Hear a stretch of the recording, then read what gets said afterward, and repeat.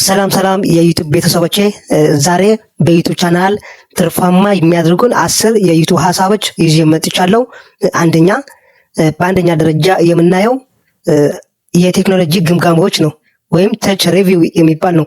በዚህ ሀሳብ ስንሰራ ይህ ቻናል አዳዲስ ኤሌክትሮኒክስ መሳሪያዎች፣ ስልክ ወይም ላፕቶፕ፣ ስማርት ሰዓት ወዘተ በመግዛት እና በመሞከር ግምገማዎችን ያቀርባል። ለምን ትርፋማ ነው?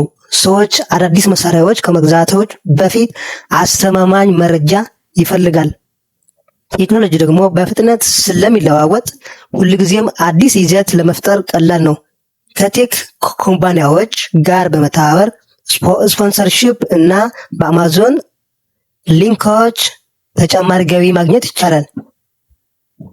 ለምሳሌ አዲስ ስልክ ሲመጣ ስለ አዲስ ስልክ ማብራሪያ መስጠት።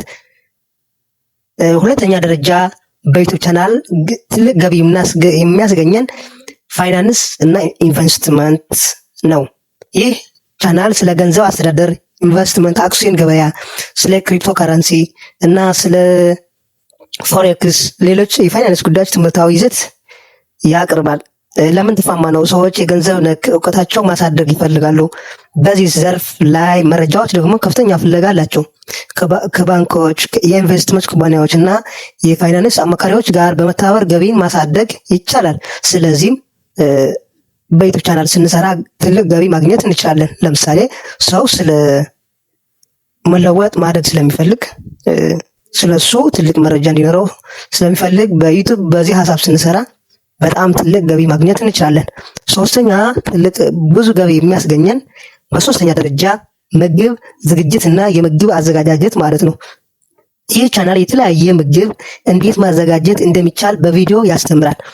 ለምሳሌ ስለ ባህላዊ ምግቦች፣ የውጭ ሀገር ምግቦች፣ ጤናማ ምግቦች ወይም ጣፋጭ ምግቦች ላይ ማትኮር ይቻላል። ለምን ትርፋማ ነው? ለምን ትርፋማ ሆነ የሚል ደግሞ አንዳንድ ሰው ስለ ምግብ አሰራር ማወቅ ይፈልጋል። ውጭ ላይ የሚኖር ስለ አገር ቤት የሚሰራ ምግብ ቤቶች ማወቅም መስራት መልመድም ይፈልጋል። አገር ቤት ሆኖ ደግሞ ስለ ውጭ ሀገር የሚሰራ ምግብ ማወቅ ስለሚፈልግ በምግብ ዝግጅት ላይ ዩቲዩብ ቻናል የምንሰራ ብዙ ገቢ የሚያስገኘንና ብዙ ተከታታይ እንዲኖረን ይረዳናል። በአራተኛ ደረጃ የምናየው ደግሞ ስለ ጤና እና የአካል ብቃት እንቅስቃሴ። ይህ ቻናል የአካል ብቃት እንቅስቃሴዎች፣ የአመጋገብ ምክሮች እና ስለ ጤና አጠባበቅ ትምህርቶች ያቀርባል። ስለዚህ ስለ ጤና ማለት ጤናችን እንዳይጎዳ፣ በህመም እንዳይጎዳ ለጤናችን የሚጠቅሙ መድኃኒቶች ምናምን መጥቀስ ይቻላል። የአካል እንቅስቃሴ ሲለን ደግሞ የአካል እንቅስቃሴ በብዙ አይነት የእጅ እንቅስቃሴ፣ የእግር፣ በተለያየ አይነት እንቅስቃሴ በቪዲዮ ሲሰራ በዩቲዩብ ቻናል ብዙ ተከታይና ብዙ ገቢ ማግኘት የሚችል አራተኛ ደረጃ ይዞ ቀርበዋል። ወደ አምስተኛ ስንሄድ ደግሞ የውበትና የፋሽን ትምህርት ቤት። ይህ ቻናል የመዋቢያ ዘዴዎች፣ ሜክአፕ ቱቶሪያልስ፣ የፀጉር አበጣጠር ዘዴዎች እና የፋሽን ምክሮች ያቀርባል። የውበት እነዚህ አምስተኛ ደረጃ ደግሞ እነዚህ አንዱ ስለ ውበት፣ ስለ ራሳችን ውበት እንዴት አድርገን ራሳችን መዋብ እንደምንችል የሚያሳየን በቱቶሪያል የሚያሳየን ቻናል ነው። ስለዚህ በአምስተኛ ደረጃ ስንሰራው በጣም ትልቅ ገቢ ማግኘት የምንችለው ቻናል አይነት ነው። በስድስተኛ ደረጃ የምናየው ደግሞ ስለ ጨዋታ ወይም ጌሚንግ ይባላል። ይህ ቻናል አዳዲስ እና ተወዳጅ የቪዲዮ ጨዋታዎች ሲጫወቱ ያሳያል። እንዲሁም የጨዋታ ግምገማዎች እና መምሪያዎች ያቀርባል። እነዚህ በጌም ማንኛው አይነት ጨዋታ ስንጫወት፣ በተለይ በኢትዮጵያውያን ግን አልተለመደም። በውጭ ሀገር ግን ብዙ አይነት ጌሚንግ አለ። በጌሚንግ ሰው ሲጫወት ደግሞ ለመዝናናት በቻናል ላይ መጥቶ ያያል ወይም ይዝናናል። ስለዚህ ጌሚንግ የምንሰራ ከሆነ ወይም ጨዋታ የምንጫወት ከሆነ ብዙ ሰው እንዲከተልና ብዙ ገቢ ለማግኘት የሚረዳን ቻናል ነው።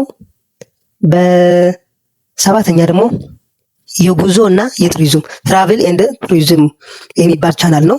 በዚህ ቻናል ደግሞ የተለያዩ ቦታዎች ይጎበኛል፣ ባህላችን ያሳያል እና የጉዞ ምክሮች ይሰጣል።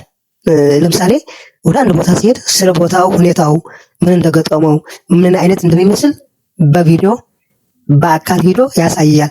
ስለዚህ ማንም ሰው ደግሞ ስለሱ ቦታ ቀድሞ ማወቅ ስለሚፈልግ ተከታይ እንዲኖረውና ብዙ ገቢ እንዲኖረው ይረዳል ማለት ነው። በስምንተኛ ደረጃ የምናየው ደግሞ ትምህርታዊ ወይም ኤዱኬሽናል። ይህ ስለተለያዩ ትምህርት ዘርፎች ትምህርት ያቀርባል። ለምሳሌ ስለ ታሪክ፣ ስለ ሳይንስ፣ ስለ ፊዚክስ፣ ስለ የተለያዩ ሳብጀክት ወይም ቋንቋ ትምህርት መስጠት ይቻላል። ስለዚህ በዚህ ስንሰራ ብዙ ተከታይ እንዲኖርና ማንም ሰው ደግሞ ቪዲዮአችን በማየት መማር እንዲማርና እኛም ገቢ እንድናገኝ ይረዳናል ማለት ነው። ስለዚህ ዘጠነኛ ደግሞ የምናየው የመኪና ግምገማና ጥገና። ይህ ቻናል አዳዲስ መኪናዎች ግምገማ፣ የጥገና ምክሮችና ሌሎች መኪና ጋር የተያያዙ ነገሮች ያቀርባል። ይህ ደግሞ የመኪና ባለቤቶች እና መኪና ለመግዛት ያሰቡ ሰዎች ጠቃሚ መረጃዎች ይፈልጋሉ። የመኪና አምራች ኩባንያዎች እና የመኪና መለዋወጫ መሸጫ ሱቆች ስፖንሰር ሊሆን ይችላል። ስለዚህ እኛ ስለ መኪና ግምገማ ወይም እውቀት ቢኖረን ማንኛው ድርጅት ካምፓኒ አዲስ መኪና ሲገባ አንዱ መጥቶ ስፖንሰር የሱ መኪና ሌላ ሰው እንዲገዛው እኛ ሪቪው እንድናደርገው እድል ይሰጠናል ማለት ነው። ስለዚህ እድል ከሰጠን በዩቲዩብ ገቢ እናገኛለን፣ በሰውየው ስፖንሰር እናገኛለን ማለት ነው። በ10ኛ ደረጃ የምናየው ደግሞ አስቂኝ ቀልዶች ወይም ኮሜዲ ወይም ኢንተርቴይንመንት የሚባሉ ማለት ነው። ይህ ቻናል አጫጭርና አዝናኝ ኮሜዲ ቪዲዮዎች ይሰራል። ሰዎች ዘና ማለት እና ለመሳቅ ይፈልጋሉ። አስቂኝ ቪዲዮዎች በፍጥነት ተሰራጭተው ብዙ ተመልካች ሊያገኙ ይችላሉ። ከትላልቅ ኩባንያዎች ጋር በመተባበር ብራንድ ኮንተንት ገቢ ማግኘት ይቻላል። በዚህ ደግሞ ሰዎች ግንኙነት ውስጥ የሚከሰት አስቂኝ ሁኔታዎች በኮሜዲ ያሳያሉ ማለት ነው። ስለዚህ ለዛሬ ይዤ የመጣሁት 10 የዩቲዩብ ቻናል ከሰራን በ10 አይነቶች በየትኛው ችሎታ እንዳለን ችሎታችን